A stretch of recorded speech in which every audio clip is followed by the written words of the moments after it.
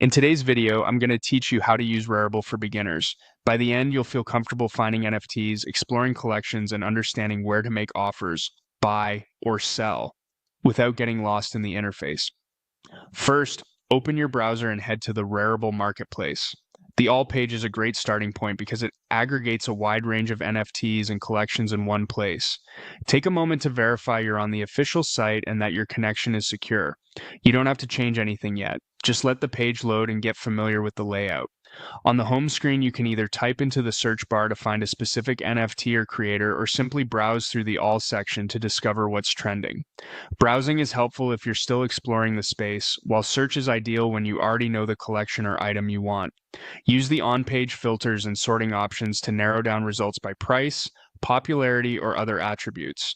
This helps you avoid scrolling endlessly and makes comparisons easier. When something catches your eye, click on it. If you clicked a collection, you'll see its overview, floor price, total items, owners, and recent activity. If you clicked a single NFT, you'll find details like metadata, ownership history, creator royalties, and listing status. Spend a moment reading these details. They provide important context about rarity, provenance, and demand. On a collection page, look for the collection offer area and click it.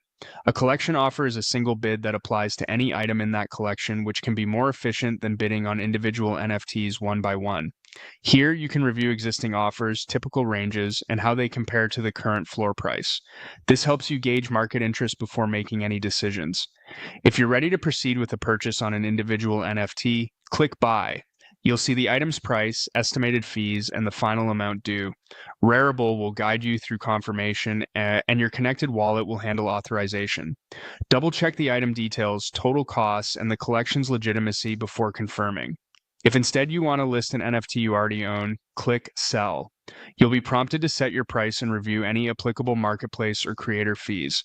Take your time to align your listing with recent sales and the collection's floor so your item is competitive. Once confirmed, your listing will appear on the marketplace for buyers to discover.